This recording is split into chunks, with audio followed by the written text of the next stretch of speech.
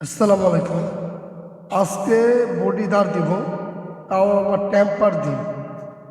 আপনারা দেখবেন আমরা কিভাবে গ্যাসে পুড়িয়ে লোহাটাকে লাল করে তারপর টেম্পার দিচ্ছি। লক্ষ্য করবেন, আপনারা অনেকে বলেন যে টেম্পার দিলে ভালো হয়, সেই জন্য আমরা সুন্দরভাবে সেটাকে পুড়িয়ে টেম্পার দিচ্ছি। আমাদের শালটা হচ্ছে নিখুঁত শাল, অনেকে আপনারা অ্যালাউ করেন না, সেই জন্য আমরা সুন্দরভাবে টেম্পার দিচ্ছি। আপনারা যদি আমাদের কাছে আশেপাশে হন তাহলে আমাদের দোকানে চলে আসবেন। আমাদের দোকানটা হচ্ছে জুরাইন বিক্রমপুর প্লাজা, কাঁচা বাজার, ফার্নিচার মার্কেট, এক নামে চিনে নুরু ভাইয়ের কেচি শালঘর। আপনারা দেরি না করে চলে আসবেন। অতি দ্রুত সহকারে আসলে বডি, ছুরি, চক্কু, কেচি সব কিছু শান দিতে পারবেন। আর আমাদের শান হচ্ছে নিখুঁত ধরনের শান দেওয়া।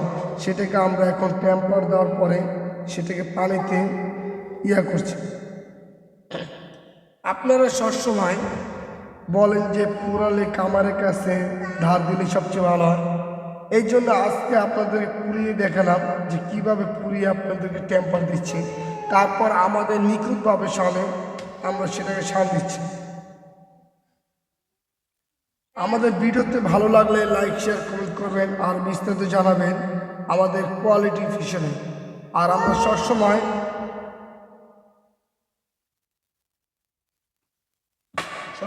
আমরা কেচি শান দিই। বছরের কোরবানির সময় আমরা ছুরি চাকু শান দিই।